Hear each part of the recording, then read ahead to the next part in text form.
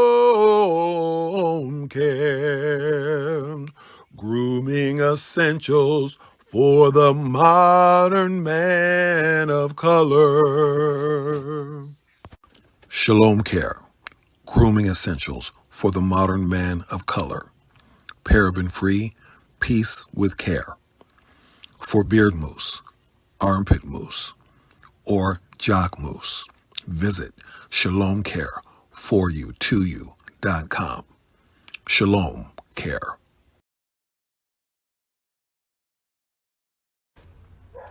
Brand disclaimer. The views and opinions expressed on this platform by individuals, callers, or invited guests are their own. The information you hear does not reflect the overall views of all parties associated with the brand.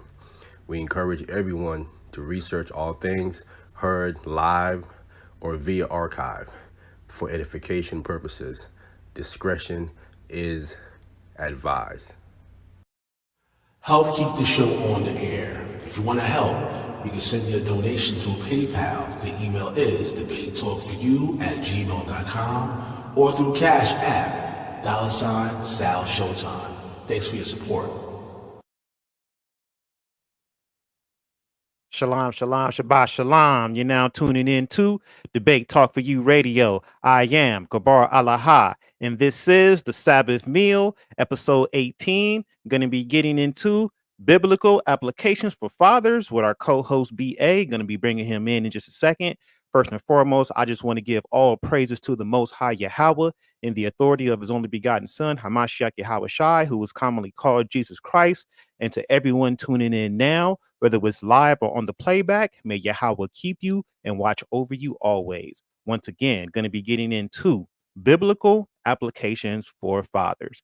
So without further ado, let me go ahead and bring in my co-host, who's actually hosts his own show here on the platform. Let me go ahead and get him in here. Let me get brother BA. Brother BA, let's welcome Brother BA. You're live on the air. Say what's up to the people. Brother BA. Greetings and much love to all. All praises to the unseen and the supreme intellect known as to those as maybe as Yahweh or Yahweh or Hashem. And all honor and praises and glory and respect goes to his only anointed known as Yeshua the Christ. All right, all right, all right. And before we get started, why don't you go ahead and tell people about your show here on the Big Talk for You, the Man Up segment. Uh, for the last about it's been about 4 seasons, about almost 4 years. The Man Up segment has been on Debate Talk for You, and it started off as a show as brothers to come together and talk and to better fill each other out and to understand no matter what our disagreements may be, but to at least understand. Because I believe when you have understanding, you tend to show appreciation for who people are. And over the years, things have slightly changed. There have been some things that has happened over the years that may have swayed the show to go another direction. Me personally, I believe as believers in the Most High, it is our responsibility to be aware of not just ideologies or doctrines, but to be aware of the world you live in. I've said this plenty of times, and I'll just keep saying it. If we're going to call ourselves by the name of Israel, we need to be aware that we are to be a light and we are to provoke others to come to the light so they can also be righteous in the sight of the Most High. And at some time, we have to be aware of what's going on culturally, which affects the social and political world as well. And the common societal norms, rather be the ills or the benefits. We are to examine everything and not just stay in a box. So the Man Up segment is based on that. And today it's a real good conversation. Gabbar came to me a couple of days ago. He wanted to talk about application of being a father or the concept of fatherhood.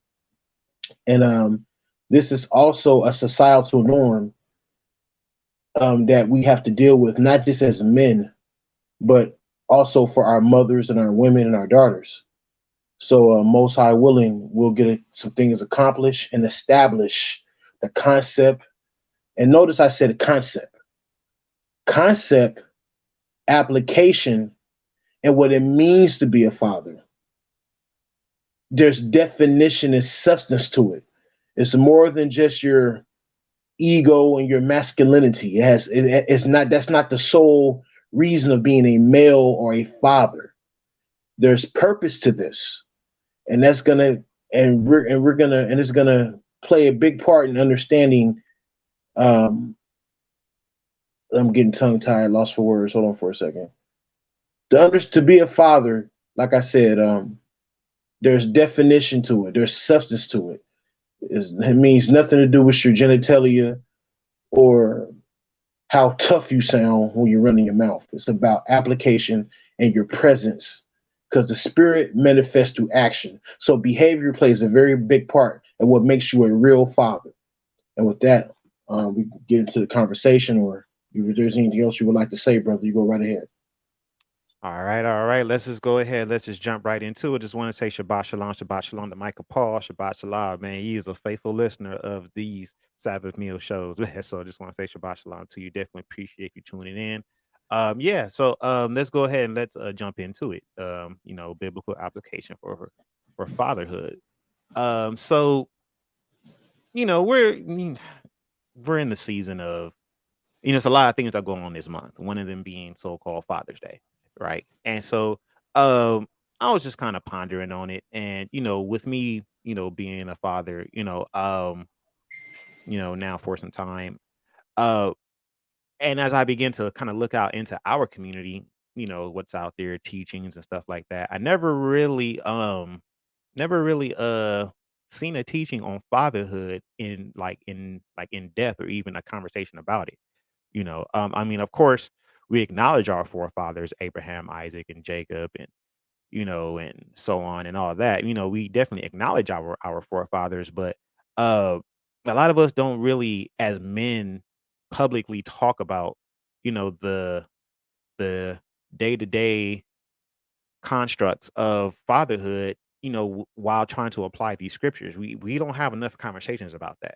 So I just wanted to, use my opportunity here on Debate Talk for You, and to be able to kind of open up that discussion, so that way we can kind of put that on the table as well, because that's definitely something that's important, especially when you're considering things like the curses and all of that, and like in us having sons and daughters, when it pertaining to marriage and how we're going to raise them, what type of protocols we're going to set forth for them, structures, rules, traditions, values, things like that.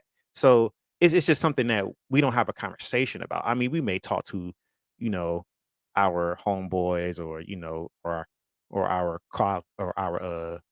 colleagues about it, in just having conversation, But as far as having an actual discussion about it, an open panel discussion where those can come in and chime in, and uh, to just give their insight on things that they do, things that they don't do, how they understand the scriptures, and how they apply it to raising their children as fathers. You know, and of course, we all have different dynamics as well, because some of us, don't have any children. May have had our first child, like myself, since coming into the walk, since coming into the faith, and versus others where, they had children previously, and now they have to try to teach them this, after them learning one thing, for so long, and then having to now pivot and then teach them this type of different information. So I want to be able to kind of open up that panel discussion, then put all those things on the table. Let me start here with this question for you, BA. Uh for you, uh, how has it been day to day, with you? I'm aware that you have a father. I mean that you're a father and that you have children also. So how has it been for you trying to align your children with the things that are in the scriptures? You know, me personally, uh, I have two children. I have two girls. My oldest will be 17 in a couple of months, and my youngest just turned 10 a couple of days ago. So you have to start the foundation of the Most High, or the spirit of the Most High upon them when they're young. It's stressed to us in Exodus. I can't remember at the moment. I think it's Exodus 13, and I'm paraphrasing, when the Most High says to this is to be a marker, or this is to be a sign in their forehead and their right hand. And I'm paraphrasing. I could be getting that wrong. I just can't think of it at the moment. But you are to teach. We are to teach our children young, and that can upset a lot of people who are not involved in building a personal relationship with the Most High for themselves. I know personally what I had to go through with my children is the other side of family, or other people that may be within my family who are not so focused on building a personal rapport with the Most High for themselves as individuals. So, what you have to do is you can't tread lightly. You have to stand your ground. Um, you have to teach your children at an early age that, because it was as parents, we only have stewardship over them for so long, and then eventually they're going to grow on their own and they're going to go about living their lives. So it's very vital. It's essential to establish not only a personal rapport with yourself and the Most High, but to teach your children, or to display what it means to have a personal relationship with the Most High for themselves, despite what other people have to say who don't have a personal relationship with the Most High. So for me personally, I had to start at a very young age with them. And I know at times my children may have made it, I know they were like, oh, Dad, you go too hard. And it's not necessarily I'm going too hard. I'm establishing a foundation, Most High willing, you will not forget, because it also says, train up a child in the way he should go. So when he is old, he will not depart from it. So it's very vital to do that.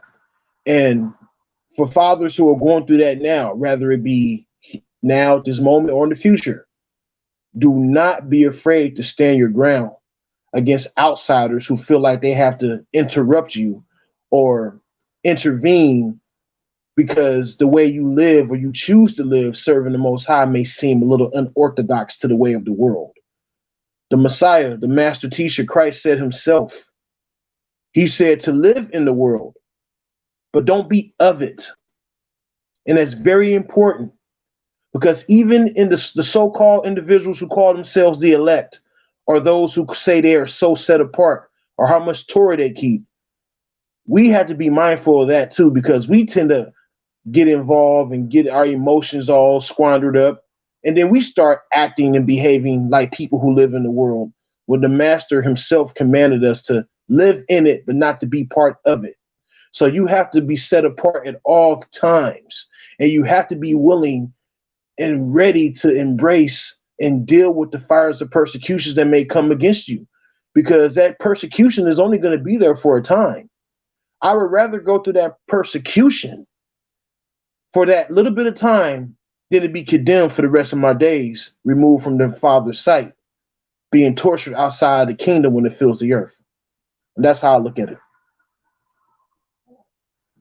All right, all right, all right. We got more people coming in. Just want to say Shabbat Shalom to Moshe, Shabbat Shalom, Shabbat Shalom, Shabbat Shalom to Sister Shanti, Shabbat Shalom, Shabbat Shalom. All right, y'all go ahead and make yourselves comfortable here, partaking in this Sabbath meal with us. Thank you for tuning in here on Debate Talk for You. All right, so very, very, very interesting.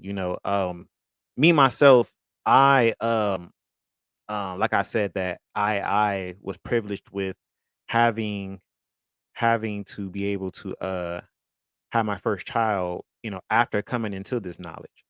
Just want to say bless you to the word, bless you. Yeah, so yeah, being that I got this knowledge after I came into this walk. I mean, I had my first child after I came into this walk. Um, it's kind of giving me the opportunity to kind of reset and give everything that wasn't given to me whenever I was coming up. So let me ask you this, BA. Like now, do you as far as your children, did you have your children already knowing, having an identity and knowing how you're supposed to apply the scriptures and all of that, or was it like beforehand and then you learn and then now you're kind of like teaching them? Like at what point, did they kind of start getting this information that the Most High has, poured out into you to where you can then teach them? When I came into fatherhood, where I became a father, I had already had some knowledge and some understanding on a few things as far as who I was, if you as an Israelite. Uh, I didn't really start. Let me see. When it comes to my two, I didn't really start bringing the word to. I started bringing the word to them to where, and I had to do it differently because I have an age difference here. I got one that's damn near grown and one that's still a child. So I had to, with my oldest child, I had to not tread. I had to kind of be lightly with it. And reason being because originally my oldest child, she was not mine biologically. Me and her mother got together. So when I got with her mother, I instantly walked into a situation to where I had to be a father to a child who didn't have a father. Hmm.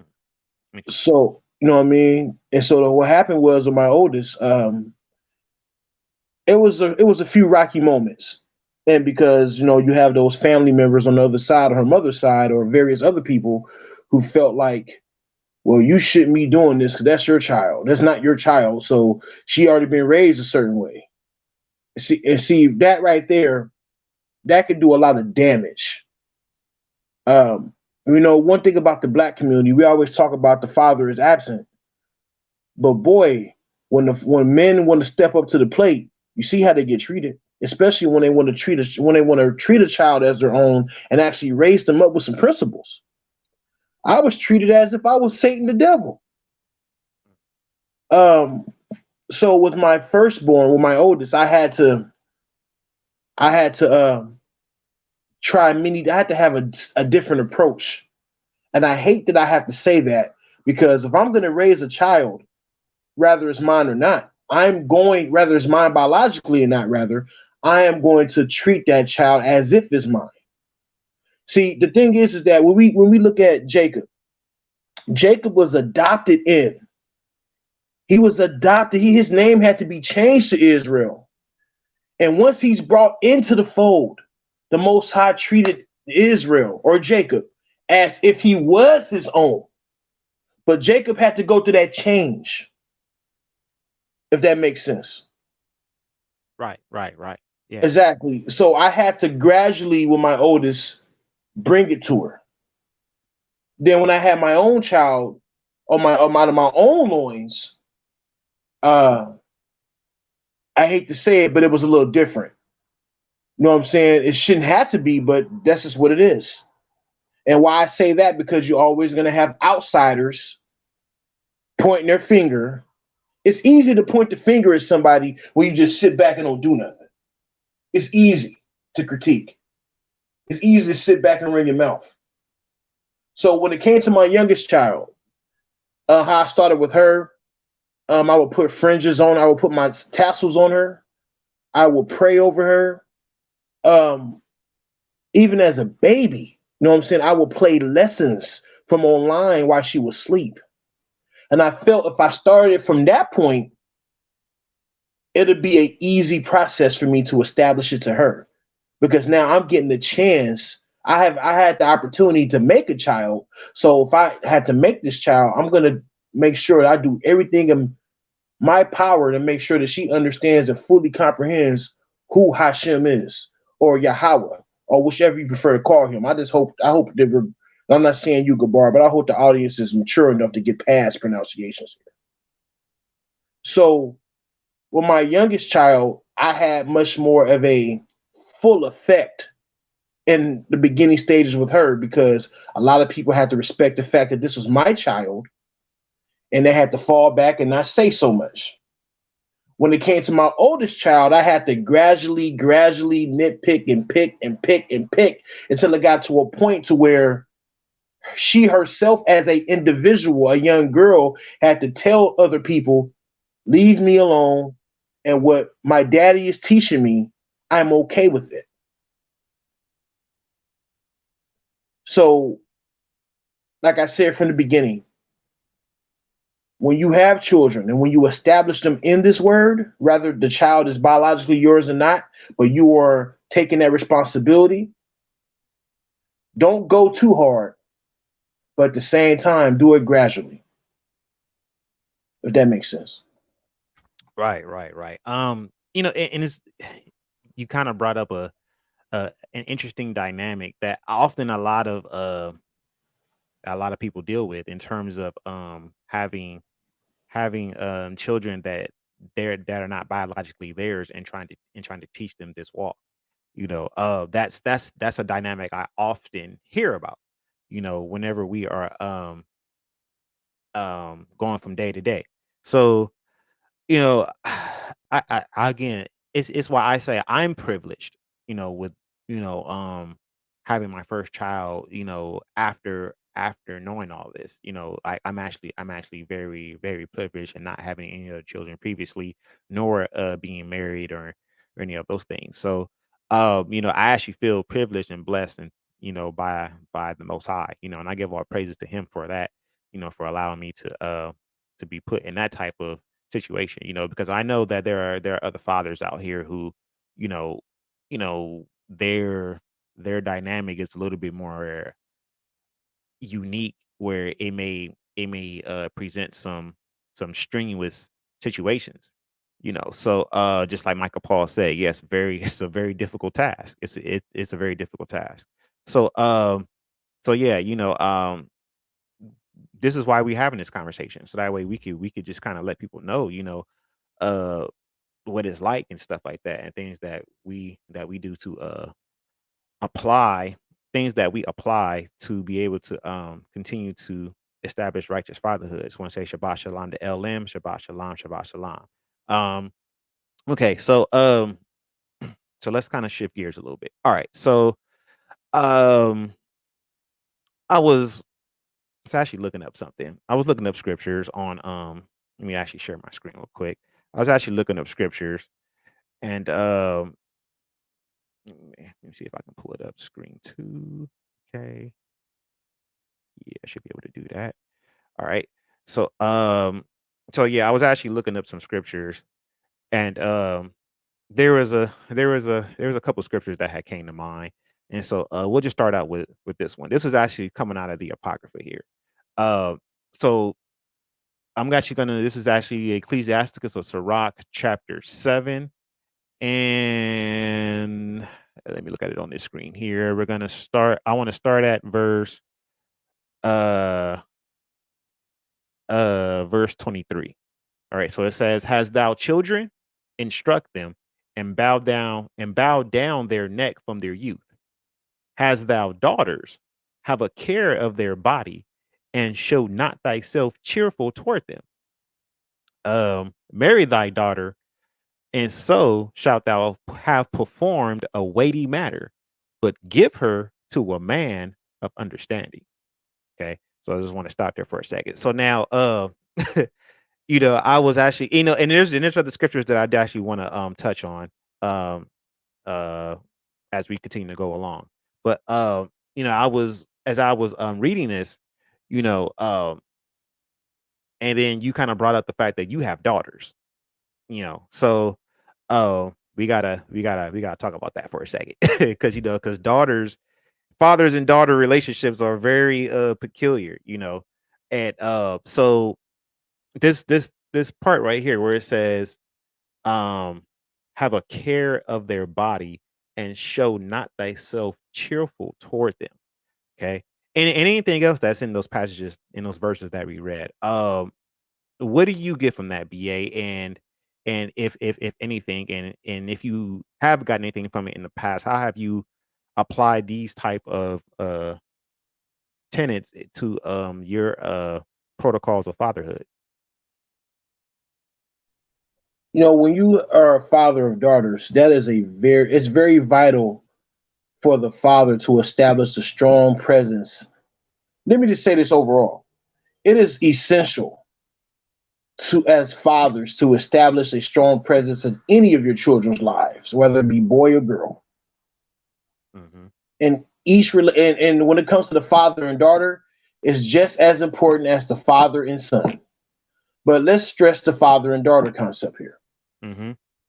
Um, that passage in Sirach you read, Right. read it one more time. Where we at a verse, let me bring it back up real quick. Give me a second Yeah, here. Bring it back up. All right, so where we at? Verse 24. yeah, I think that was the one. All right, so it says, "Has thou daughters?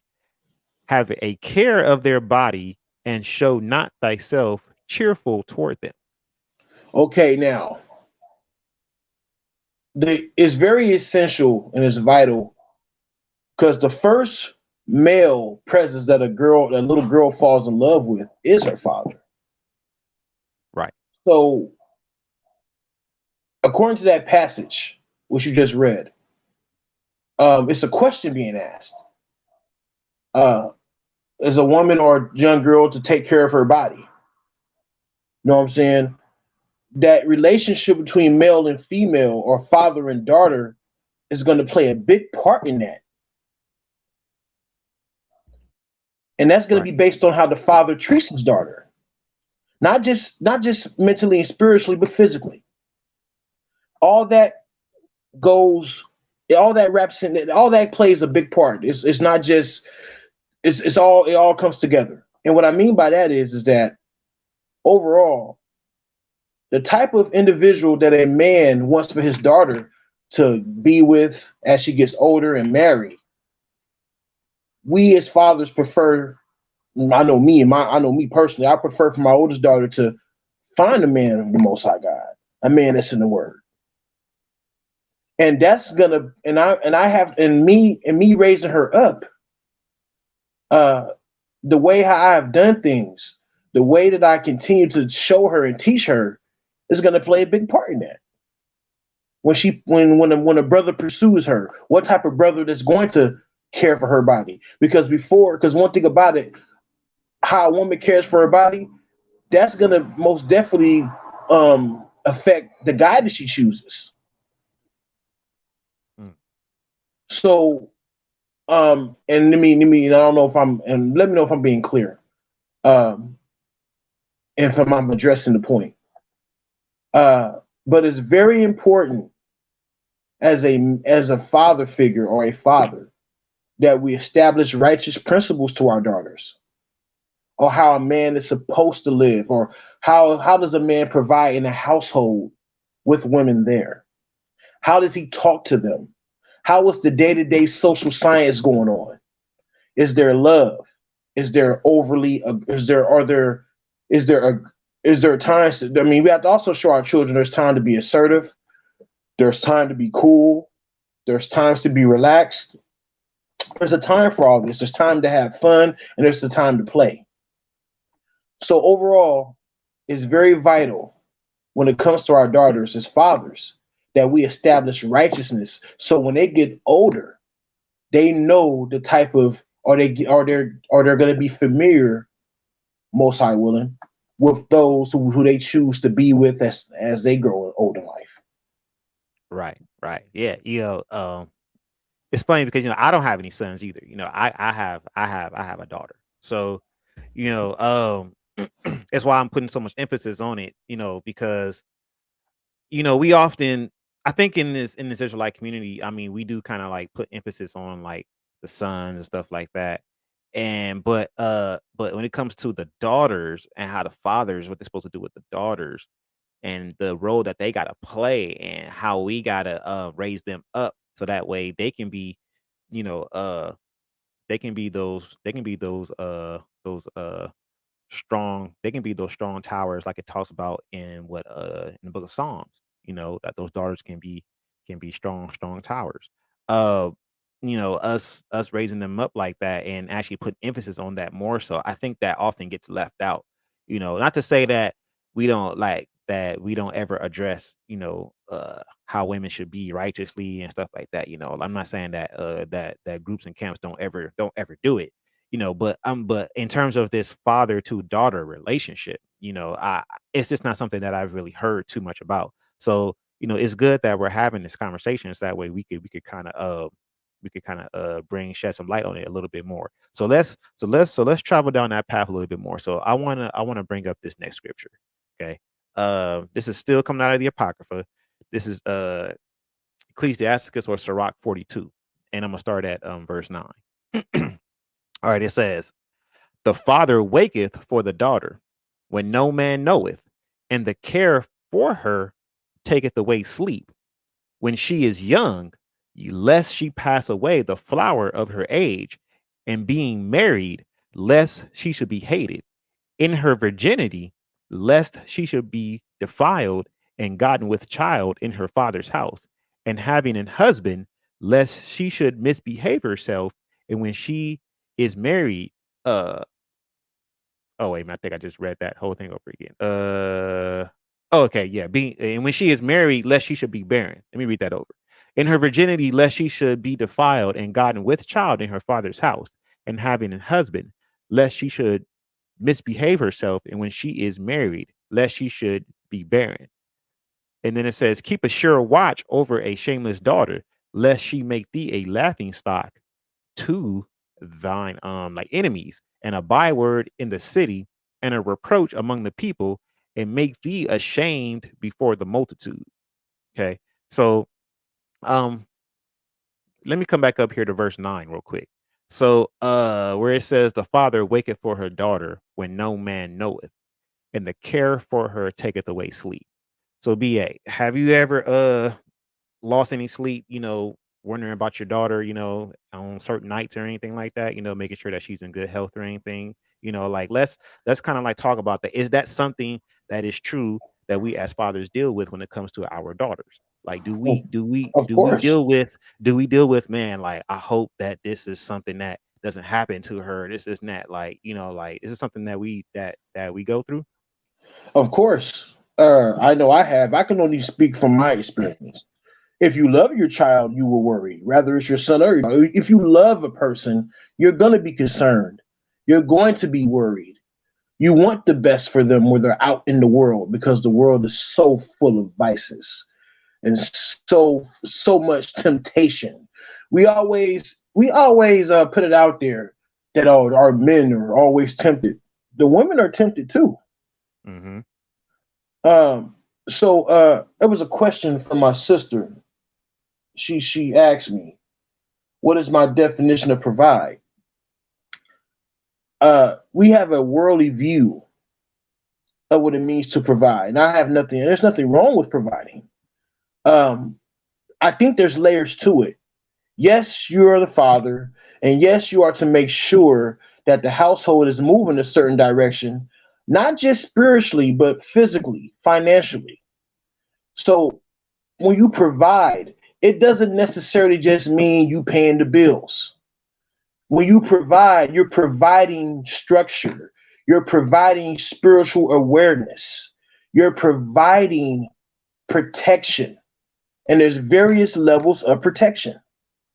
Protection doesn't necessarily mean that you're going to enforce your masculinity in a situation. You also protect your children with sound wisdom, with sound knowledge, with understanding. So when they're out in the world, they can discern certain things. Now, back to I just wanted to answer that question for Ashanti, and I'm hoping that makes sense to you, sis. Um, Back to what you were saying about does a father lose sleep? Of course, recently, my oldest just went to her junior prom. Yeah, that and she got decked out, and she was beautiful, looked gorgeous. Um, and man, and she had a good night. And one thing about me and my child with her name is Kanaj. We have we've had some moments, but for the most part, she can come to me and tell me everything. And I don't assert or try to usurp on her. One thing about girls I've had to learn, you get more bees with honey. So you have to understand that it's not what you say, it's how you present it. It's your Con, approach. con. So I Mm-hmm. had to learn, if I just, I'm your daddy and you better, no, I didn't do none of that. With her, I had to learn. And I've noticed that I have gotten a lot out of my child with just listening. She would just come and just talk. And not too long ago, me and my oldest, we had a 7 to 8 hour conversation. Just me and her sitting in the front yard talking. I didn't castigate her. I didn't beat her up with no scriptures. I didn't turn into an ideologue. I didn't do none of that. I just listened. Now, of course, I corrected her on some things, but I corrected her with love. You know what I'm saying? So, like I said, there's a time to be assertive, and there's a time to be. And, and when you're assertive, being assertive don't always mean be overly aggressive with a doctrine. Sometimes you just got to be smooth with your assertiveness, but be firm and let them know, even though I'm your father and you're telling me some things, I would prefer for you to do the righteous thing instead of the unrighteous thing, and vice versa, and so forth. Yeah, having daughters are fun. They're fun. They're fun. They're fun. They definitely keep you on your toes. Not to say that Yeah, sons don't. Not to say that very sons don't. interesting. But you Dark know, daughters. yeah, Yeah, daughters definitely keep you on your toes because like they really try to get you mentally. And my and let me, daughter's only 3, and I can already see it. I'm like, okay, she's trying to get me mentally. Saying whereas she may have certain advantages with her mother, saying when it comes to father, she knows she doesn't have those same advantages. So now she has to, modify the behavior at 3 years old to kind of to kind of like, be able to get access to certain things and stuff like that. So daughters are very interesting, but and let me say this real quick, and I'm sorry to interrupt you, brother. yeah, no, you good, go ahead. Overall, when you look at a woman, women, what do they do? let's be mature here. You look at a woman's body and you look at a male's body. Opposites, but we complement each other. The male puts forth and the woman receives. What we have to understand, women not only receive just physically, physically, they receive things spiritually from other influences. There's physical stimulation and there's spiritual stimulation. And living in this world today as men of God, as men of Hashem, men of Christ, or whatever, we have to be aware of that. Your daughter could be physically pure, but she could be stimulated corruptly in her mind, spiritually. So women receive things, especially women. Based on their body, based on their spiritual structure, there are going to be things they receive, and there's only so many things they'll put out. But one thing I'm gonna tell all brothers who are parents of daughters, and those who are soon to be or down the line, when you don't be so hard on your children or your daughters, especially your daughters, because when they'll receive stuff and they'll hold on to things. And you do not, I repeat, you do not want your child or your daughter to receive something and not share it with you spiritually. Because then they start keeping things from you. So that's why I had to learn to just let her talk. Let my oldest daughter, Kanai, speak. And let her be herself instead of running ideology on her. Sometimes it's best to sit back and be quiet. Paul said himself, he said, be quick to listen and be slow to speak. And you can bring so many solutions by just listening to a person. Sometimes, I know my daughter told me one time, she said, Daddy, she said to me one time, she was like, prior to you responding to so many questions, it was the fact that you listened. And you didn't have no facial expressions, that you listened. And just the fact by you listening made it better for me to accept the correction you gave me and to apply it next time around. You see that? See how easy that was? How smooth that was? And we fail to realize with our mouths, we do so much damage. That's what it says, of life and death in the power of the tongue. But go ahead, brother. Yes, sir. Yes, sir. Yes, sir. Yeah, just to kind of come back to those verses that were read earlier, yeah, I definitely constantly think about, my daughter's future and hoping that, um, I can raise her to where, she chooses to be with a righteous man and everything, where I can give my stamp of approval on, and and give my blessing towards and all that and everything. So continuing on this, and then this will be the last question on this little portion of it, and then we'll move on.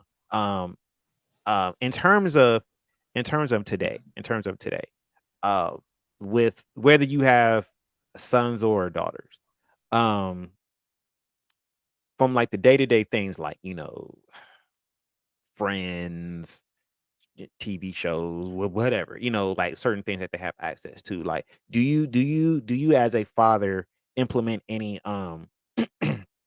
any restrictions, because as the scripture says, you know um to abstain from all appearances of evil.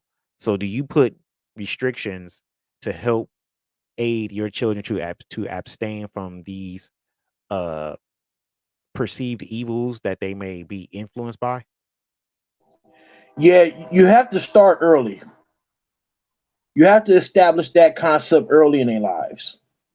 And most high willing, you're able to establish that without interference from outsiders, because that can make it difficult.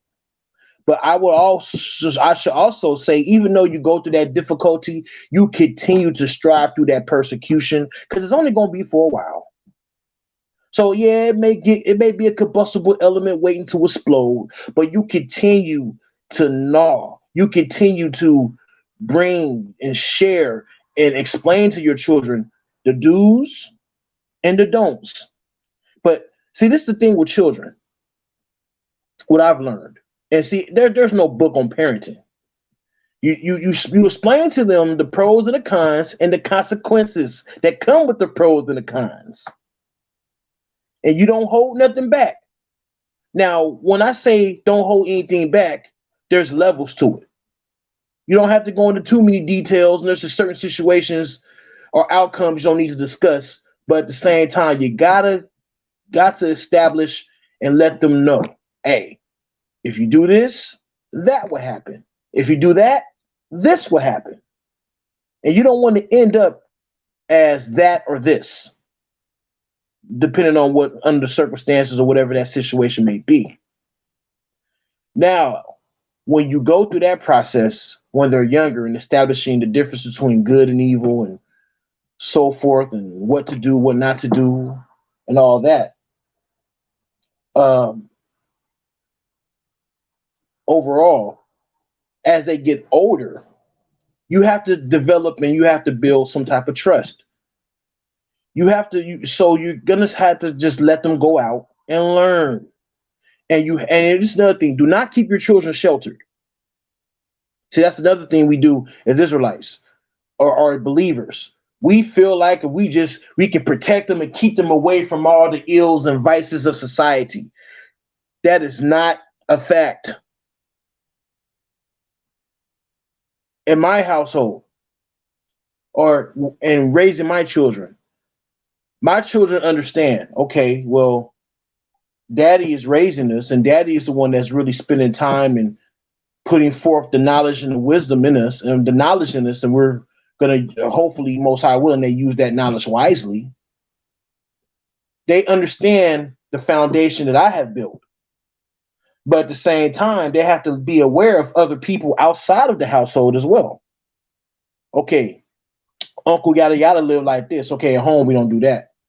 Auntie yada yada live like that, but at home we don't do this. You know what I'm saying? Or look how grandma lives, or look how grandpa lives, or cousin yada yada. So you don't want them to be, you don't want them to marinate in that, in the other ways, I mean in the way of the world, but you have to allow them to witness some of the behaviors of the world so they understand the concept and the principles of what you do and what you should not be doing. And I've had and me personally, I had to do that in order, and sometimes we have to do that for our children to learn. Like when it came to Christmas and Thanksgiving and the rest of these holidays, at home we didn't do them. But around those time of the year, family members, oh, I can't see the kids, and okay, well, what I'll do is every so often around that season, I'll allow the kids to go to grandma's or grandpa's house. Okay, you see, you've been trained up a certain way at home. So when you go here, you know how to conduct yourself. You know what to do, what not to do. But guess what? It's more so of a test to see if you've been paying attention to what you've been taught at home. And it's also going to be a reflection of you as a parent, because that shows you, do your children, can they be easily influenced, or do they comprehend very well? So my children had to understand, okay, why not Christmas? I can only tell you so many times. And you know what? Let me let you experience New Year's and Christmas and yada, yada, yada, somewhat with those outsiders, so you can kind of get a feel for why and understand it. So it won't be so taboo to you. You know what it is. And even some Israelites will look at me crazy for saying that. You allowed your daughter to go over there in the middle. No, I didn't let them go over there in the middle of a dinner. I let them go to their other family's house during the season. Don't necessarily mean it was on the exact day and they partook and ate food sacrificed to idols either. But you have to at least allow your children to witness the ills of society just a tad bit to understand what's going on. Because if you keep them sheltered, good luck. Yeah, it's interesting that you kind of brought that out, even without me even having to hold on one second. I think this phone's a little bit too close to the mic. Yeah, yeah. It's a good thing that you brought that out because in terms of children and allowing them around certain family members during certain times of the year and everything stuff, I've heard a lot of different stories when it comes to that.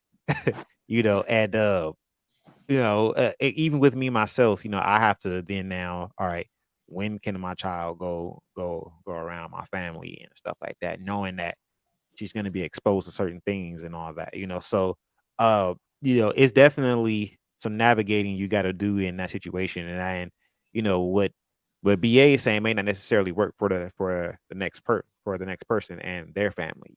But for me and my family, I mean, I had enough years in this before I had my first child to kind of establish with them that I'm doing that. I'm not doing this. I'm not coming around for that before having a child. So by the time I had a child, um, they know what time it is with me.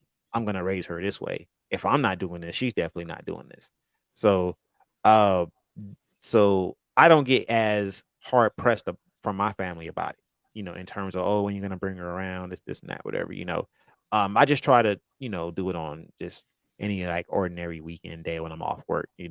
Just during that time of the year now, me and my wife and daughter, we just kind of lock down, because we don't want to appear to have any up we don't want to appear to be doing something that we're actually not partaking in. So we just kind of lock it down. But like the brother BA said, I mean, like any other day, may not necessarily be on December 25th, quote unquote, said, but they, what I'm saying, yeah, I may go just go see my family just to go see them, just not necessarily on that day, but during that month sometime. I mean, and for me, that's just a regular visit.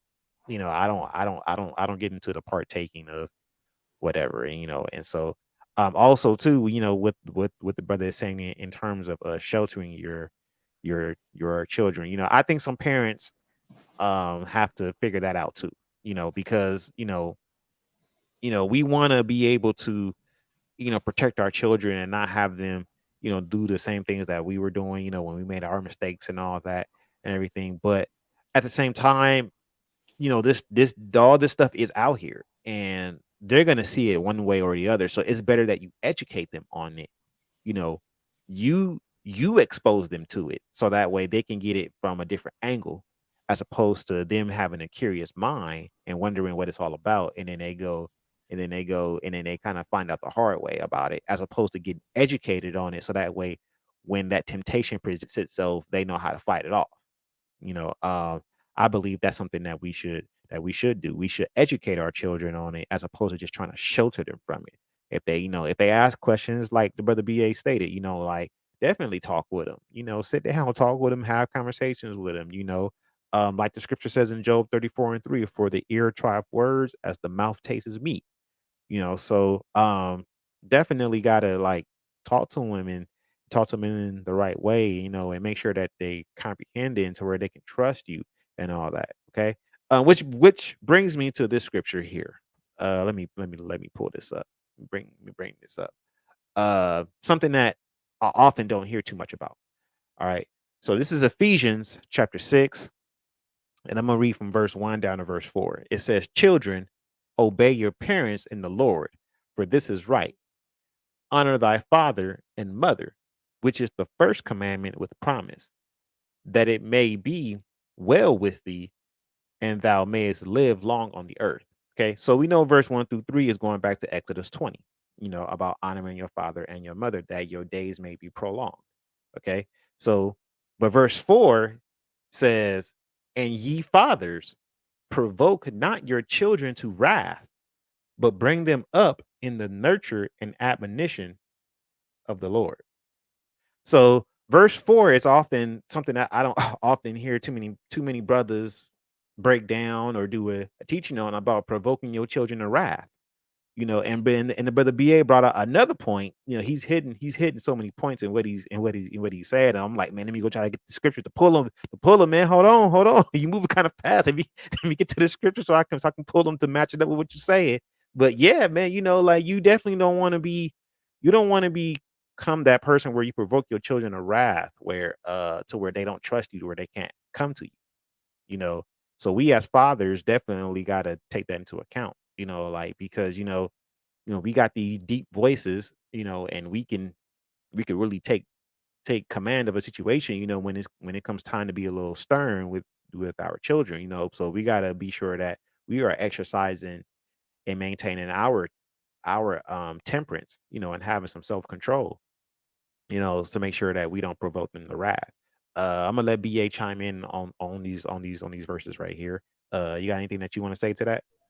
Yes, brother, and thank you. And give me a few moments. All right, what you just read was very powerful, and what you brought up, the points you made are dead on. I agree 100%. But I'm going to share something with you contextually here. When Paul was writing this, and you may not be aware, but for those who are not, and there may be some who may be aware, but here it is. This letter in Ephesians, there was something going on historically at this time. And at this time, when Paul was writing this letter, you had the doctrine of the imperial cult theology or imperial cult religion or cult worship. This is the doctrine and belief of the Roman landlords or the colonialists or the colonialists, the rulers, the landlords over the people who lived in these Roman colonies. And the Ephesians are these people that Paul wrote to who lived in these Roman territory. They were heavily colonized, and they were under the rule of the imperial cult doctrine. In other words, these individuals, these landlords were deified. They were worshipped. They demand the citizens of these lands or these areas to worship them. So the point is, what Paul is making is, since you have come to Christ, you are leaving the household of the false gods or the wannabe gods, and you are coming into the household of Hashem or the household of Yah. And you see how that lined up with how you brought out the scriptures the verses you read, and how it talks about children. And notice throughout, even in Ephesians 5, before you go into Ephesians chapter 6, and I'll go to it. There's a point Paul's making here. Ephesians chapter 5, and I'm reading from a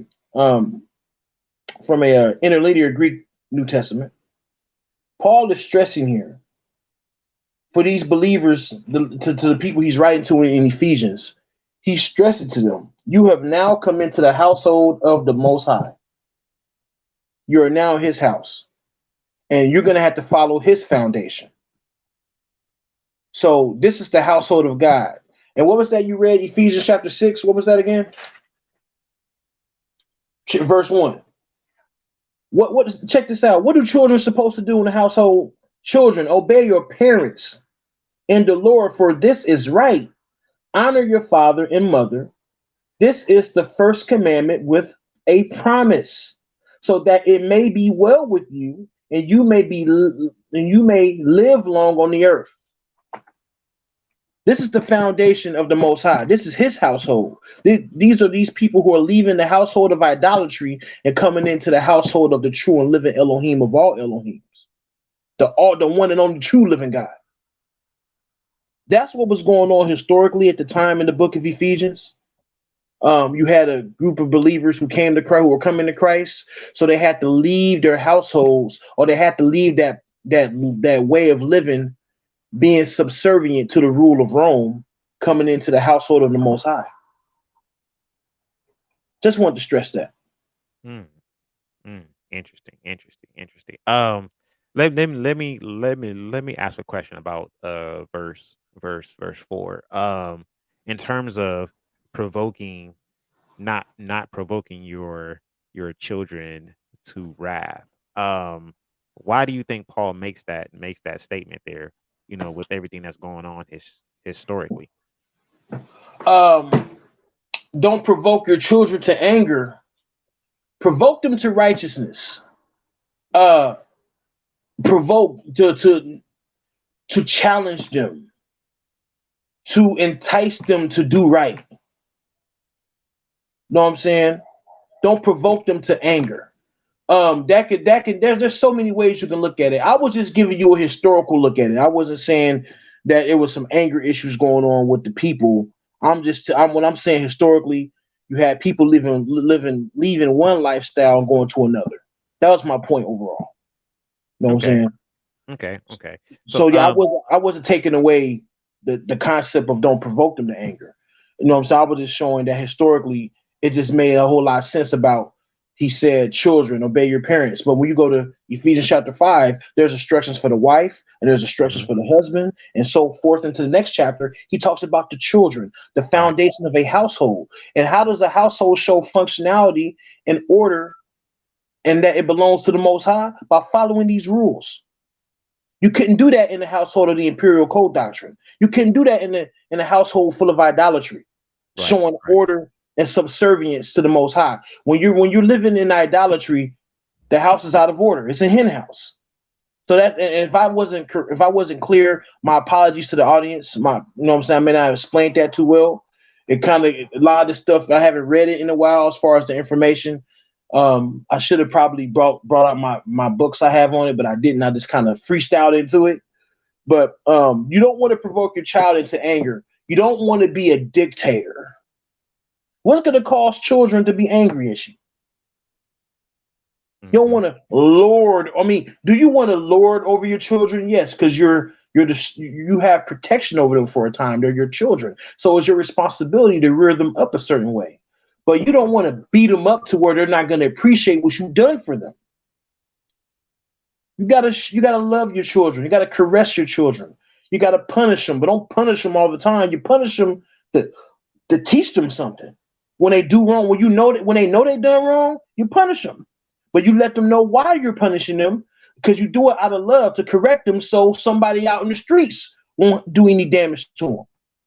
So when I read that, that's what that means. Don't provoke your children to anger. Don't provoke your children to where they don't want to believe in the Most High. Because you got people who resent them. You got people, I know plenty of people. Matter of fact, there's a brother I know here personally. He rejected the Bible because his mom and dad beat him up with so much Bible. They used to beat him up to the point to where he saw he didn't have any type of love for it. But by the purpose and the will of the Most High, I met the brother, and I heard the brother out. I listened to him. And do you know that he is slowly but surely coming back into the word? All praises. And that's not me, that's the Most High. You know what I'm saying? And I'll share another story. My father, my dad, my own dad, is the son of a minister, son of a pastor. And same thing with my dad. He just couldn't, the way he was brought up, he just couldn't do it. You know what I'm saying? After a while, when he got older, he got about the house and did whatever the hell he wanted to do. But now, and this is crazy because now with my own father, now that he listens to me from time to time, we have conversations. I have noticed my father get back into the word. And that's not me doing it, that's the Most High doing it. So when I read what Paul says, don't provoke your children to anger, don't raise them up a way to where they're going to resent you. And even them resenting you, they're going to resent everything about you. Even if your intent was not to offend them, but still, you don't want them to grow up having resentment towards you because they may never want to come back at all. They may turn out to be the total opposite of what you hope for them to be. Yes. Yeah. Definitely. You want your children to have joyous memories of you. You know, as they get older and come into manhood or womanhood. So yeah, definitely don't provoke your children to wrath. You know, you definitely don't want to do that. Um, and it's interesting. It kind of makes you wonder about some of these examples in scripture where when the children get older and then how they kind of like resent their parents and they start turning on their parents and everything. much like the situation with uh Cain and Abel. It just makes you kind of wonder. Like we don't get the day to day synopsis of what Adam and Eve and Cain and Abel what they were dealing with on a day by day basis. So Exactly. it kind of makes you wonder, did Adam and or Eve do something to provoke Cain to wrath, to kind of make him the individual that he turned out to be. It just kind of makes you wonder. No, it's not written, but it just kind of makes you wonder about those kinds of things. Okay, so let's talk about once our children get grown, because that that does happen. Most high willing, they become grown, and then they got to get married and do all that and everything. So uh all right, so this is back in the Apocrypha here. I'm going now to chapter 3 of Ecclesiasticus or Sirach, and I'm gonna read verse 12. I'm gonna read verse 12. Start there. All right, so it says, "My son, help thy father in his age, and grieve him not as long as he liveth. And if his understanding fail, have patience with him, and despise him not when thou art in thy full strength.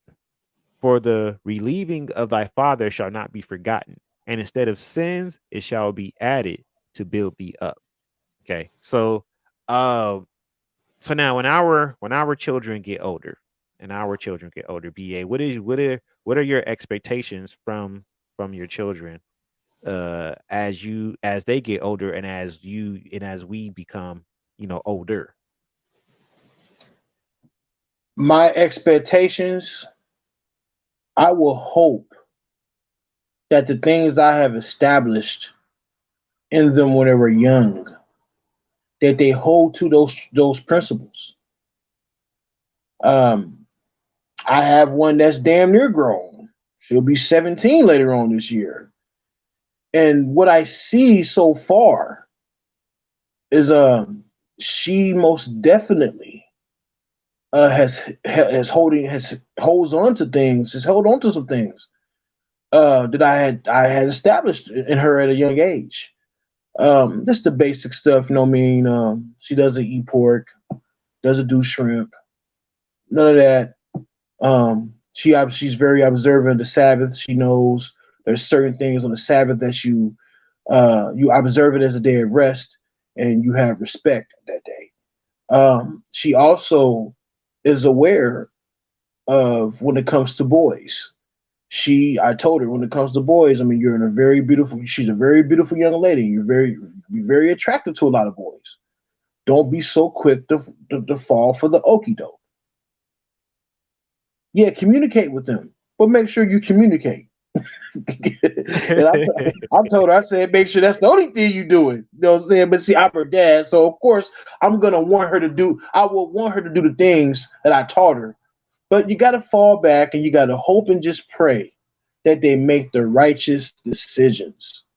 And that's why I told my oldest not too long ago. I just say, look, all I can do is just hope and pray that the things I have showed you from a child, that you hold to them and do the right thing. Just be wise, make wise decisions. And most high willing, they make the right decision. That's the only thing you can do. You can, for those who have their children now, don't stress them out. Don't beat them up. But one thing about children that I have learned over the years, it's not necessarily the words you're saying. It's the behavior and actions that they're going to pick up on. So I would suggest that make sure the way that we are behaving and physically acting and everything else that comes with it, that is righteous, to where the Most High has favor over that. And those same behaviors, those righteous behaviors that you have displayed in front of your children, that is also instilled within them. And they hold on to those traditions as they grow up and get older and start having their own children. Most High will. Okay. So now when we get up in age, and you know, hopefully, we don't become senile and our mind starts slipping, but it's a possibility that it could happen to any one of us. So it says here, let me bring it back up again. It says here in verse 12, it says for a son to help his father in his old age, and to have patience with your father, um whenever their understanding fails, because we may get to a point where we can't hold on and retain some things anymore because our minds is just not, and it's not as sharp as they used to be, once we get into that age. So um and I believe that right now, for those of us who still are blessed with the opportunity to have our parents, we're kind of like in this position now where we may have to help them in their older age with certain things and stuff like that. So when you get that age, um, BA, like are you raising your daughters to to help you, like are they gonna move you in with them? Are they gonna put you in a retirement home? I mean, like, like how, what I'm saying, like, or is this, are they gonna step in and they're gonna be patient with you, and if if you don't remember something, they just gonna ride it out with you. I mean, like, do you feel like they're gonna have those desires and tenants that's gonna prompt them to kind of like step in and like you know be there for you and assist you, when you're in your old age and all that? Like, do you feel like you've done your part to where they're gonna step in at that time and do that? You know, I will say this. I will hope so. Number one, I will hope so. And only time will tell. I know when the child's understanding is not, when they're growing, there's things they don't understand. And as a parent, you step in and you show them and you teach them to understand those things that they don't understand as children. So, most high willing, you pray you get that in return to when you lose your understanding or when you get up in age, that your children will do the same thing, help you out or take care of you as you took care of them when they were too young to take care of themselves. Hmm. That's going to be a testament. That's going to be a testament of, as that's an individual thing. That's a case by case basis. And most high willing, that you are on the right side of his will when it comes to that, I would say. Yeah. Yeah. I mean, I hope so too. I hope I don't get put in no retirement home. If we are still here, we don't know when Most High gonna say that. All right, it's a wrap.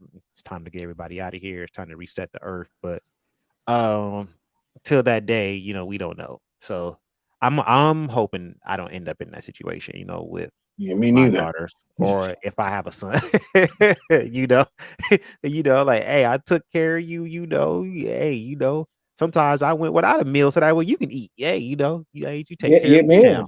I, you know. I, I, I had to go plenty of times without, just to make sure. Plenty. But most high Yeah. willing, you know what I'm saying? I I mean, most high willing when I get up in age, if that's his will. Hopefully I'll still be moving around, clicking and ticking. You know what I'm saying? So that's my hope, my prayer today. I hit 60 and up, most high willing.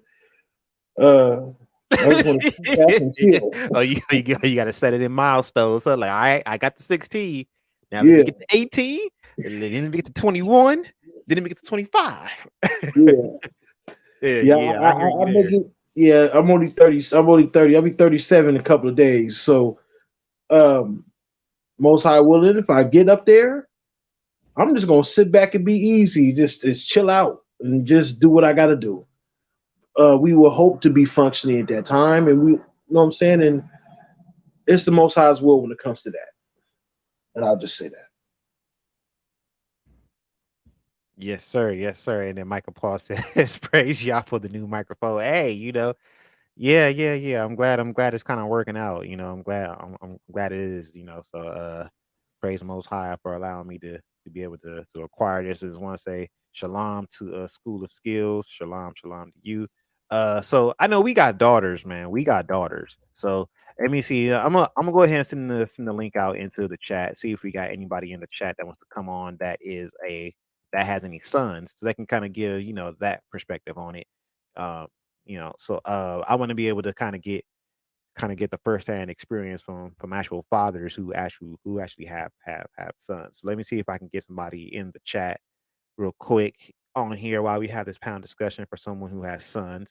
Um, or even if you don't have sons, I mean, if you have daughters and you got a different perspective on how you do things, or something that you want to shed light on, you can join that discussion as well. Let me go ahead and get this link out. All right. So as the link goes out into the chat, as always, debate talk for you does not condone any foul language, disrespect, or name calling. Those things will have you removed from the platform immediately. So let's keep it clean here on debate talk for you. The link is now in the chat. You can go ahead and join this discussion. We didn't plan to hold you guys for too long today. We'll see how long you guys are gonna be before you guys jump on. But the link is in the chat, so you guys can definitely join the discussion. Um, so BA, I know, like I said, that we don't have any sons. So or at least to my knowledge, you don't have any sons. So but if you do, then my apologies if I made that mistake. But uh so what I'm wondering is if you have sons, if you did have sons, or if you do, what differs in how you raise them in these scriptures, that would be from raising up a daughter? And what are the similarities, what are the differences, if you were presented with the situation, or if you do have a son? um like, how do you deal with that? You know, if I had any sons, uh, one thing is for sure, I wouldn't raise them. I wouldn't raise them the way I was when I was a young man. Uh, yeah, when I got a certain age, man, I wouldn't. I most definitely will make it a point to stress to sons. Um, I will most definitely go to the Word of God. Then not just with boys, with girls too. Because with my children, with my daughters, you know, I had to go to the Word, and I would do the same thing to boys. But since I am a male, we have to establish the concept of what it means to be a male. And this is something that I would like to share if you just give me a few moments. When we go to Genesis chapter 1, you mind going to Genesis chapter 1 real quick? All right, let me bring this up here. Genesis chapter 1. Uh, all right.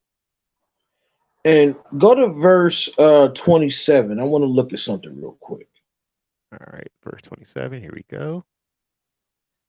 And let me just read it. So God created man in his own image. In the image of God created he him. Male and female created he them. What I want to do, I want to look at that word male and the concordance. And I also want to look at the word male and the Hebrew lexicon, the Brown Drivers and Briggs. So what we're going to do, we're going to go to 21:45 in the Hebrew. And I want to establish something here. Let me get to it. Something I was looking at. And I think it's very vital. It's very important, very imperative. Look at this.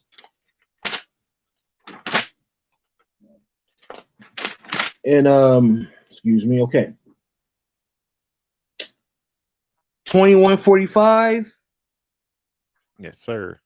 And it says zakar from the root word. So let's go to the root word. All right, 21:42. I want to establish something here. Let's check this out. It's going to play a big part. and the functionality of the male. 2142. Let's go to the root word. Let's look at it. It means to mark, so as to be recognized, to remember, to mention, to be a male. So you see, we have some actions, and we also see that is also a noun as well. Check this out. Remembrance, recorder, mindful, think, bring to remembrance. Zakar means to remember, think of, mention. The group of words, the verb, and the three nouns derived from it is found throughout the Old Testament, and so forth. Okay, let's keep going. God remembered Noah, and God made a wind to pass over the earth, and the waters assuaged. Let's keep going. There's something here I want to read. Let's skip down. So the root word of zakar, which also can mean actual male, it means to mark, to identify, to remember, to remind. Now let's go to 2145. Look at that word now, male. Now we're going to look at it in this full context of male. It means 2145, remembered, man or animals as beings the most noteworthy. Zakar as a noun means male. Okay.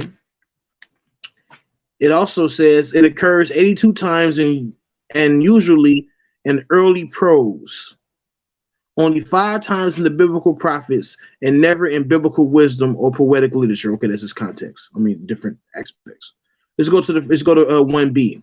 Zakar emphasizes maleness as over against femaleness. This word focuses on the sex of the one so named. So yes, it's the male, but notice what comes with it: to remember, to mention, to mark, to identify. Let's go to the lexicon. The lexicon, the number in the lexicon, the Brown, Drivers, and Briggs is 269. 269 for those who may have that or want to write that down in their notes and go back and look at it, because people have told me, oh, you made that up. Okay, well, I'm going to give you the number 269 in the Brown, Drivers, and Briggs lexicon. And what do we have?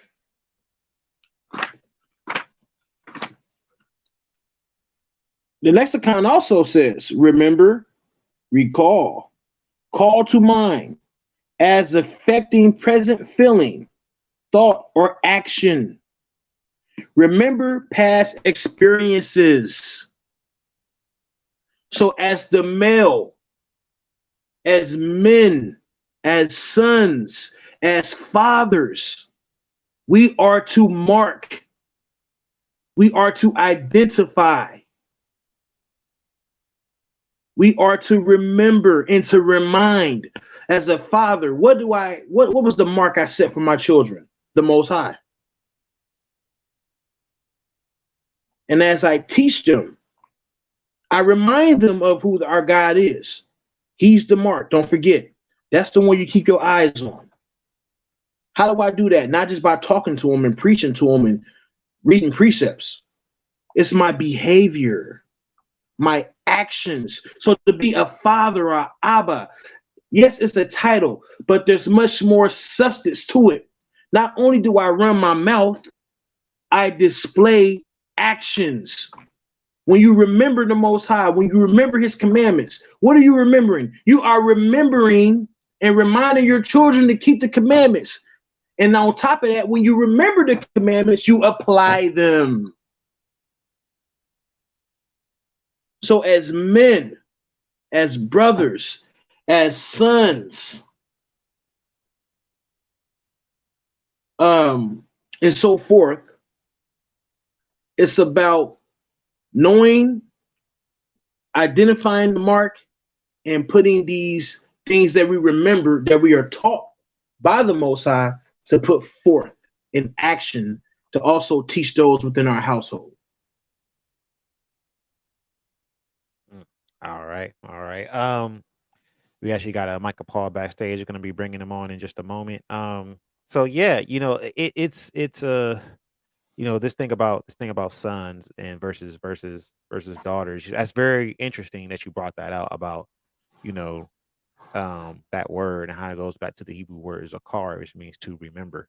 Um, it's very that's very interesting because mm, sons as you know progenitors who carry a seed line you know it's more than just having a genealogy. It's much more than that. It's a lot of things that come with what gets passed down through that genealogy.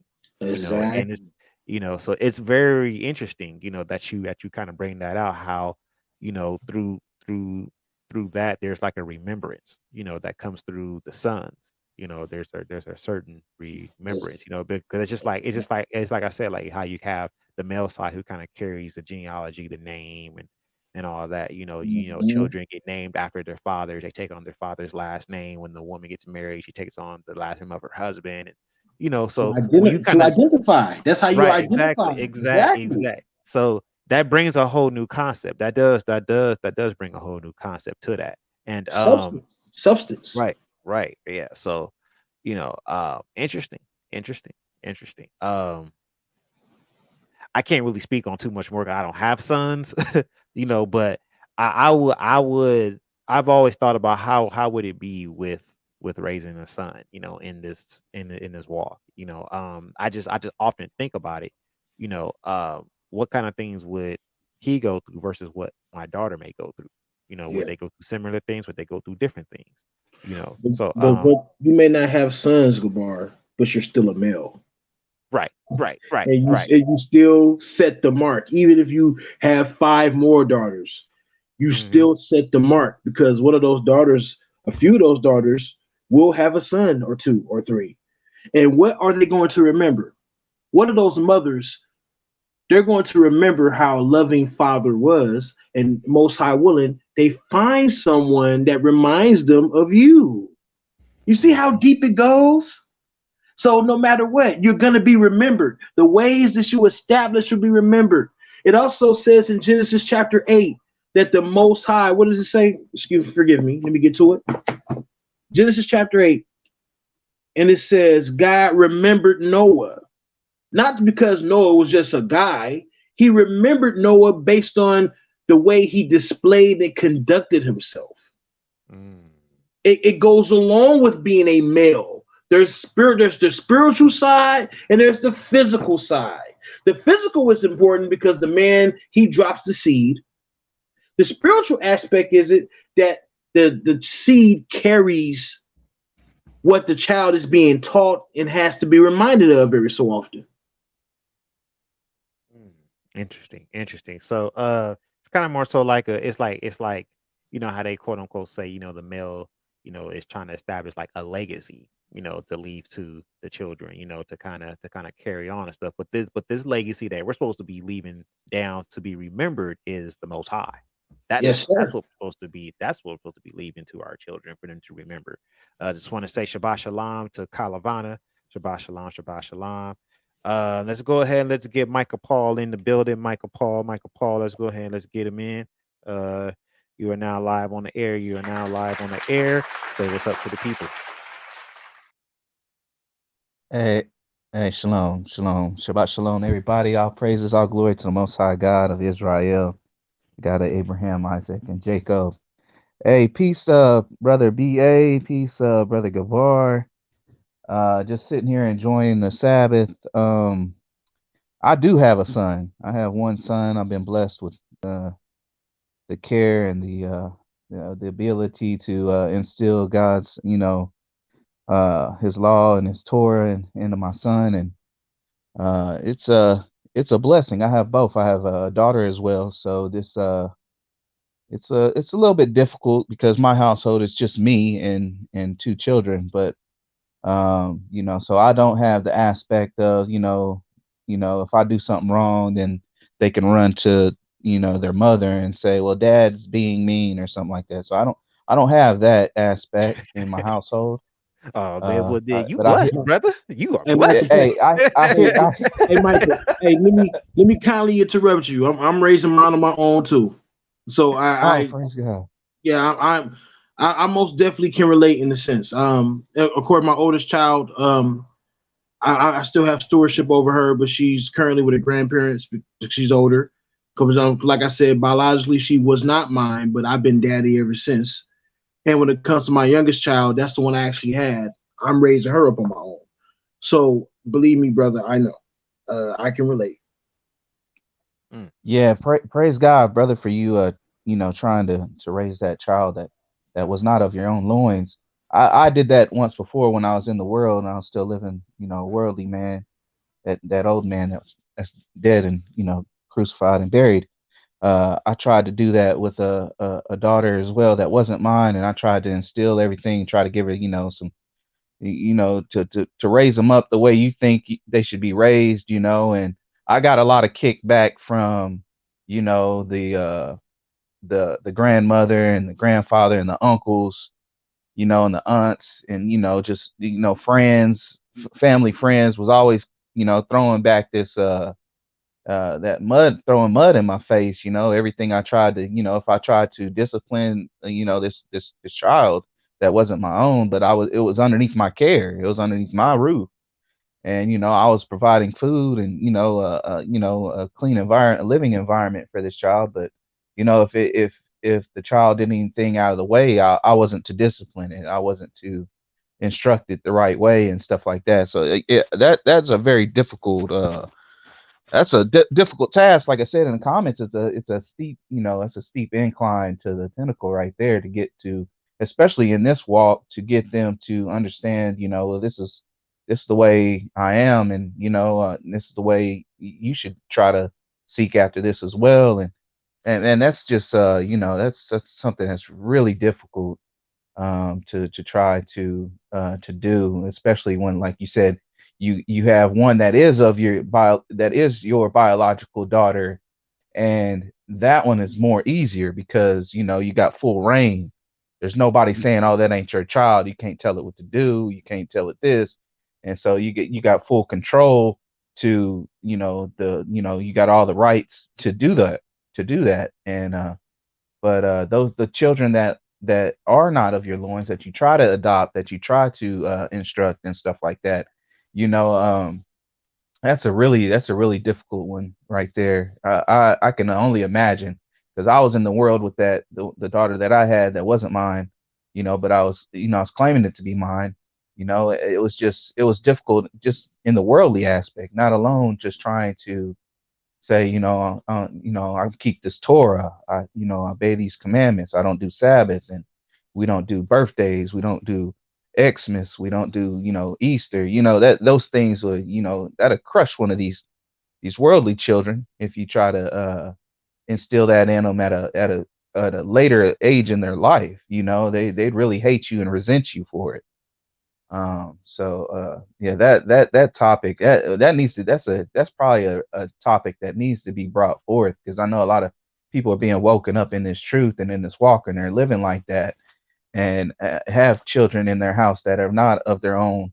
That needs to be talked more about. Now, there was a man I don't know if it was a man or a woman, Moshi, in the comment section was just upset that we were speaking like that because in the Torah, in the Tanakh, and the Bereshit, we don't have a lot of examples of that this way of living that is today, where a man's in, unless it's a widow, with some widow children, that the second uh that they was to marry, then their family member, their closest kinsman.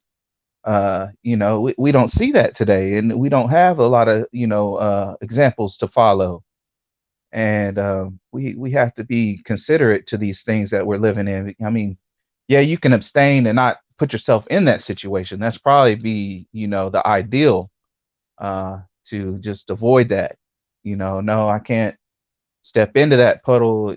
It's too difficult. It's not going to work. And that's how I am now. I'm very particular uh, who I would even entertain on, bringing into my house. It's very, very hard to perceive that in this day and age.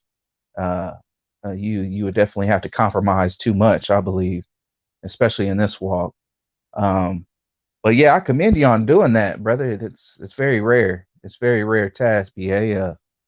Praise God for you doing that. But the topic is raising my son, man. It's and I have a daughter as well. It's simpler. It's simpler with my son. It's more I mean, you see everything in yourself in your son, so it's not like you don't have to wonder. Not like with my daughter, I have to wonder certain things. It's like, what do I need to, how do I need to talk? What you gotta be very more careful on what you do, like you're saying, what you say, because they remember things and they hold these things and they try to be secretive and things like that. And you got to allow them to explain and express themselves and talk and things like that. So yeah, it's very difficult with the daughter, but like with my son, it's everything's very simple. I look at him very sternly. I say, okay, read the Torah today.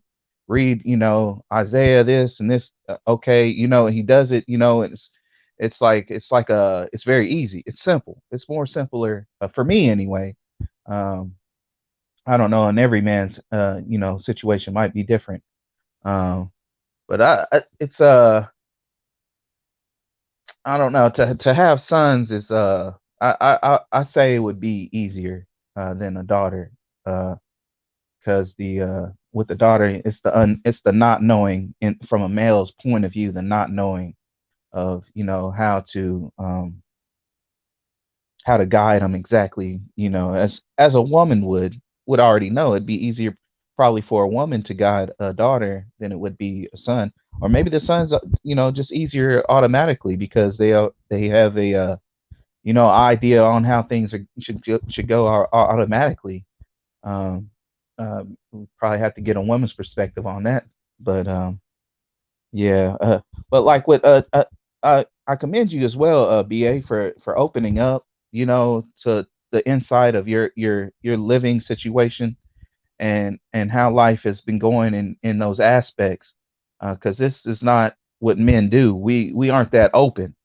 We're not that accessible to to talk about very difficult topics like we're talking about.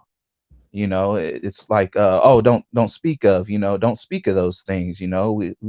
But it needs to be spoken, and we need to understand how our brother is living, and how the brethren is keeping his house, because we want to utilize some of that knowledge in our own house. We want to implement it in our own house. If you're you know cutting the grass this way and it's making it simpler for you, I want to cut the grass that way too, so I don't have to break my back as much. So we have to be able to release some of the I don't know if you want to call it a burden, some of the things that are grievous, out on our other brethren, so we can help each other, so we can get more instruction on how to raise our children.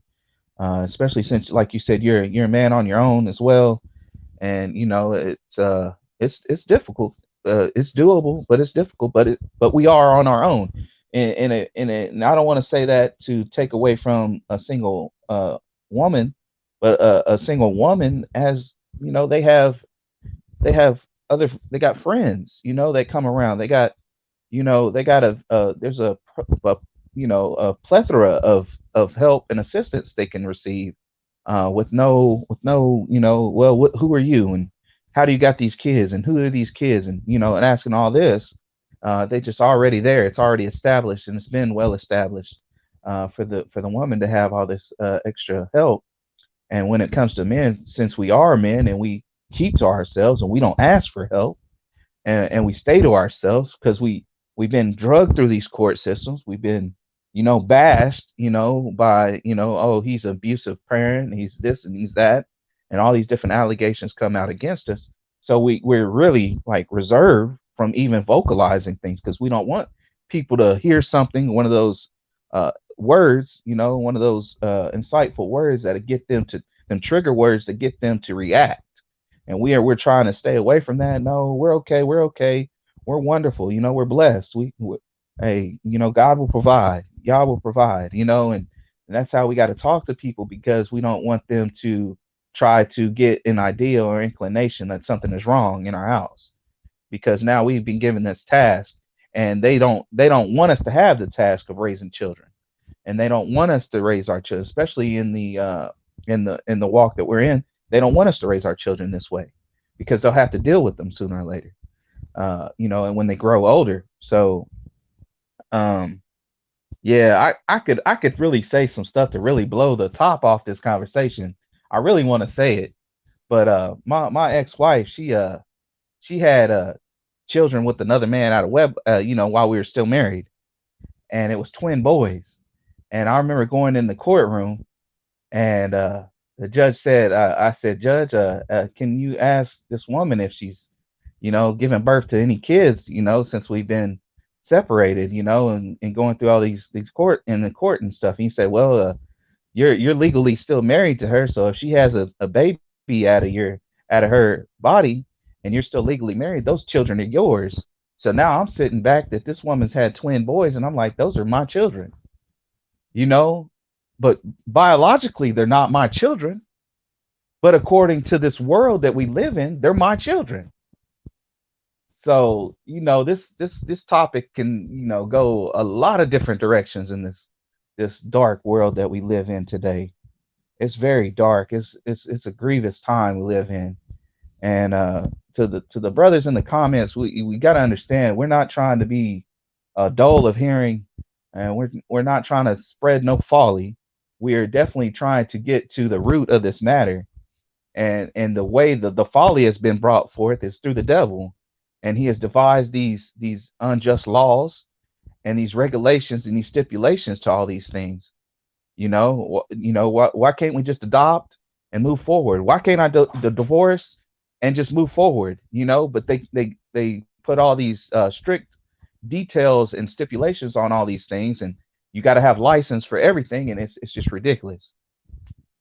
But I'll go ahead and fall back, let y'all throw some words in on top of what I just spoke. I know I said a lot. I always It's all good. It's all good, No, Michael Paul. it's all good, Michael Paul, man, brother. I appreciate you, brother, and I commend you, and most definitely, it's a good thing to hear that you're doing the best you can with your children, man. And this is a side of the story that doesn't get heard much. So I think as a community, as Israelites or whatever people are calling themselves nowadays, because everybody got a title for themselves now. It's best to have these conversations. It's best to fill each other out and to understand what's going on, because publicly we may put this perception out there like we're just so fine and dandy. But as believers, we go through our problems. We go through things in life. For those who know me, my children's mother passed away almost 5 years ago. So I had to step up to the plate and do the best I could with my children. You know what I'm saying? So that's why I ended up being a single father, because their mother passed. So, and that's still a struggle. That could be a struggle for a lot of people. I know at times that could be a struggle for my children. For them to be daughters, to be girls, and at a very young age in their lives. My youngest was 5 years old, and my oldest was just turned 12 when their mother passed. That's a tender age to lose your mother, especially for girls, because they play a very vital part in the growth of developing women, young ladies into women. So, and me being a father, I can only provide and give them so much because I'm a father. I'm not a nurturer. I love them from the father perspective, and I thank the Most High for my mother, for their grandmother on their mother's side, and my sister, and Sister Ashanti. Sister Ashanti is my youngest daughter's godmother, and other individuals in my family and close personal friends who have stepped up to who have assisted me and to help um, be those mother influences for my children. So and again, I mean, to the individual in the comments talking about we're just sitting up here venting. This is not venting, and it's not necessarily venting in the sense that you're trying to put it out there. And this is not gossip either. These are human beings. Remember, we're human beings. I don't know what you are, but we're human beings here coming together, and we're sharing our problems, the issues you may have had or currently experiencing in life, and we're coming together to share and hopefully to bring solutions. When more than one comes in the name of the Most High, He is among us. We believe that. So it's just very heartbreaking and it's very disturbing that we have an individual in the comments just coming here just on swing sword mode with the punch drunk mentality of thinking that when every time but brothers come together, we supposed to be fighting back and forth in the scriptures. We supposed to come and reason and have understanding with each other. The Bible is not a book of, oh, I'm gonna open it up and I'm gonna cut somebody today. The Bible is bigger than that. It is deeper than that. And I just want to share that. But brother Michael Paul, I love you and I appreciate you, brother. Oh my God, I said I love my brother. Oh God. Oh, don't cast the stones. We going to the lake. You going to the field. Oh man. Okay, so all right, they asking other questions that outside of that. We'll have to deal with those. We'll have to do another stream and deal with these other questions at another time because people are like not even regarding the topic. So Paul, Michael Paul, definitely appreciate you coming on, man, and sharing them your sentiments, especially from the side of having a son, you know. And I just want to make one thing clear: the gospel is the law and the prophets, and we are instructed, and that very gospel instructs us on how to be righteous fathers. So we are talking about gospel here because we gotta get right with the Most High in order as fathers and how we raise our children. So that way, we could um be able to exemplify that which the Most High requires. Okay, so And let me just land back off you go real ahead. quick, Bar. And let me just share again because on this platform we have plenty of teachings and plenty of discussions on the gospel. We've done it, and we continue to do it. We may not be exactly on the mark per se, specifically on the gospel at this very moment and what it brings and how significant and what it carries. But it's obvious that you're not familiar with this platform. So what I would suggest is that you go back in the archive and take your time and check out the many various. We have over 700 episodes on Debate Talk for You. This is nearly a decade of going in and debating and having teachings and brothers and sisters fellowshipping. And the gospel is predominantly all through Debate Talk for You. So I would suggest that you get familiar with the people who you're dealing with or listening to and do more research to get to know who we are as individuals before you get the casting stones and looking for a fight or swinging a sword that don't exist. Right, right, Hey, right. peace. Let me interject just a little bit there. I want to thank Sal again, Sal Showtime, for this platform. This platform, like you said, BA has been up for a long time. I've been listening to probably about 4, maybe 5, long, numerous years, and it's been a blessing to be on the call-in segment side, to be able to call in and all those things and all the lessons that's been brought forth, and even the debates.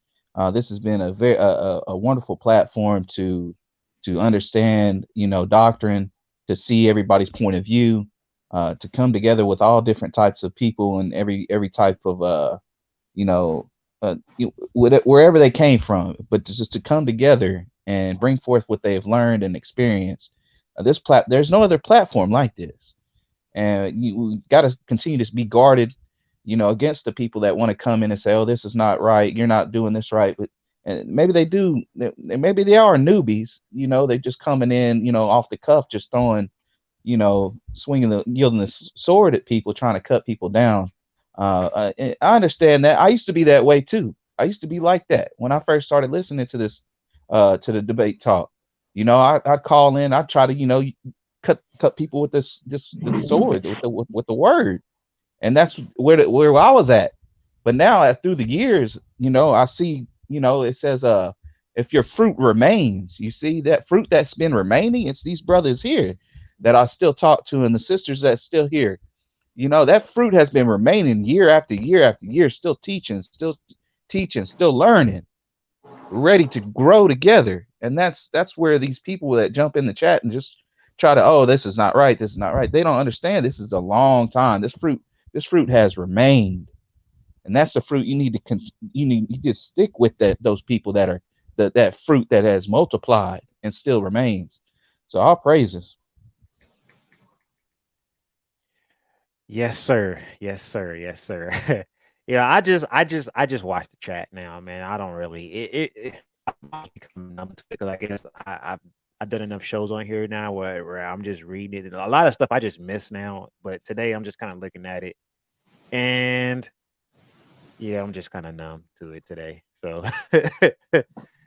uh, so anyway, we definitely appreciate you, Michael Paul, man, for coming on and definitely sharing your sentiments. And yes, this is a show where we're dealing with fatherhood and um we need to also be able to talk about these things because these are things that go on among our community, as brothers and sisters. So we need to have these discussions as brothers coming on more so specifically and be able to talk about this so that way we can share our sentiments with each other and figure out how to make improvements wherever needed. um but I'm gonna go ahead and let BA get some final words because it looks like the chat's going in a totally different direction from what the concept of the show is supposed to be about, so we'll go ahead and end it here. Go ahead, BA, we'll go ahead and let you get some final words and then we'll shut it down. Thank you, Brother Gabbar, for coming on, for inviting me on. And most high willing, we can come again and do some more building, and hopefully we'll have a mature audience. Um, it's just it's really mind-boggling that in this day and age, a lot of us are in our mid 30s, and I say a good core of us that I am familiar with are in our mid 30s, going into our 40s, and we're acting like teenagers. I It's just very inhumane for people to have some type of way of thinking that is wrong to come together for other human beings to reason. It's very disturbing. It doesn't take book, chapter, and verse to figure that out. But with that being said, I appreciate you, brother, for bringing me on. And most high willing, we can come again and maybe we could do a part two and maybe blend in the motherhood and fatherhood perspective. Have some sisters on with another brother or two and show how both are opposites, but they complement each other and they bring unity in the Most High. And when mother and father are one flesh, that is also a reflection and a characteristic. And it also shows the anointing. And we know anointing also means Mashiach or Hamashiach, but we also understand that to be a shadow and a presentation of the one known as Yeshua the Christ. To be anointed, to be united, the completeness of the Most High is only revealed through Jesus Christ. And with that being said, much love, leave your hate, leave your love. Shalom. All right, all right, all right. Definitely appreciate Brother BA for coming on. Definitely appreciate it for coming on, man. To get some final words in. So definitely want to continue to just allow this conversation to be had. Um, to also be able to, like BA said, bring back the motherhood side. I've already been thinking about that and about how to get that set up. So we're definitely going to get the motherhood aspect in. I should have addressed that when we had the sisters on about the unheard voices, but I think motherhood needs a show all on its own, much like fatherhood needed a show all on its own. So we will definitely be addressing motherhood because motherhood is very important, and most high willing, we'll be able to do that. I do want to thank everybody who has tuned in. Uh, Make sure you guys always check out the content here on the platform. Big shout out to Sal Showtime for allowing us to do our thing from week to week. And I just want to give all praises to the Most High Yahweh and for allowing us to come together and to be able to have this discussion about fatherhood and things that need to be done. And I know there's a whole lot more to unpack. We will definitely come back and do another one. With that being said, I am Gabbar Alaha. This is the Sabbath Meal, episode 18. Biblical applications for fatherhood. Definitely want to thank Brother BA for coming on. Um, Make sure that you guys check out anything that's in the future coming of many of the co-hosts. Just stay tuned, subscribe to the channel. You guys see the information on the bottom scroll. That's a scrolling. Make sure you guys donate to the platform. Sal's been around for a long time doing his thing. And I have nothing further to say. May Yahweh keep you and watch over you always. Shabbat Shalom.